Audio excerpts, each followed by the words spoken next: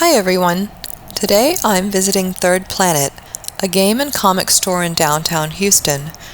This place has a really huge selection of everything to do with fantasy, sci-fi, and pop culture. Let's go in and take a look around.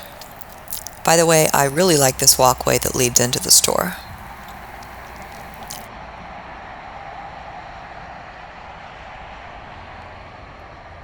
Here we are inside. As you can see, this store has a massive variety of materials. I'm not really into comics myself. The complexity of the plots and the characters and the references to previous issues make them hard for me to follow, but I enjoy looking through them just to see the art.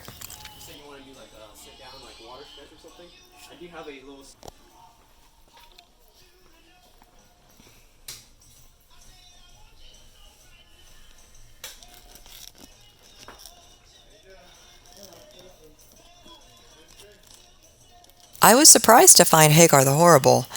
I used to read that strip in the comics section back in the day when my family got a printed newspaper every morning.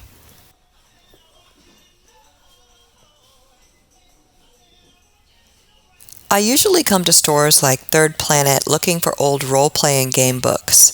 I've played some D&D, but I prefer the old White Wolf systems like Vampire the Masquerade and Changeling. Third Planet has a lot of these type of books, and that's the area I always head to first.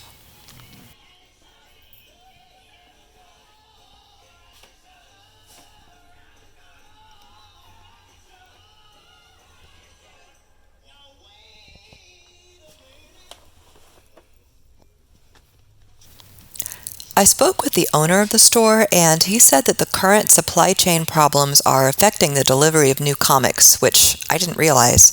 Apparently, there's a lot of inventory the store is still waiting on. I walked around for a while before deciding on which area of the store I wanted to draw. Interiors are always a challenge for me. I mostly draw people and landscapes and natural organic shapes like trees and rocks. Interiors and architecture are more difficult. I erased and started over several times before I had something I was happy with.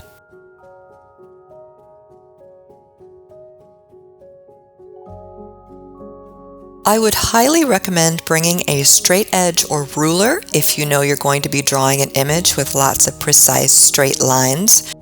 In this case, I used it to map out the lines of the ceiling, the panels on the walls, the bookcases, and the shelf over the comic stand.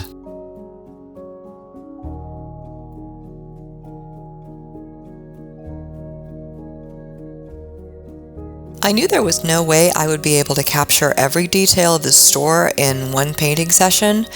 There are too many items and too much complexity.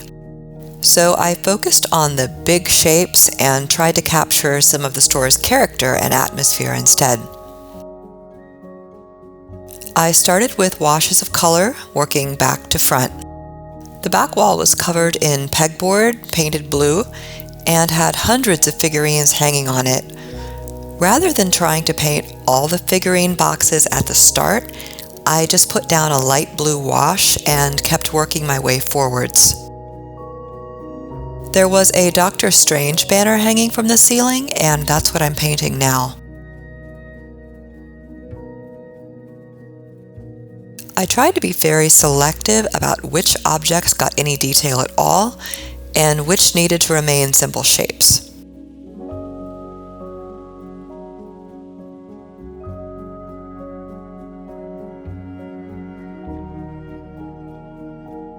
As I worked towards the comic stands in the foreground, I started adding a little more texture.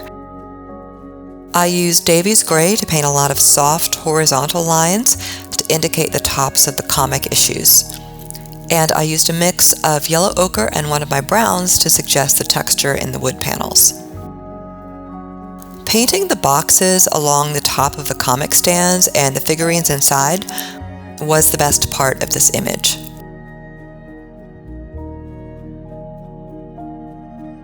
I had a lot of fun painting in the tiny arms and legs with my smallest brush. I still kept everything pretty simple though.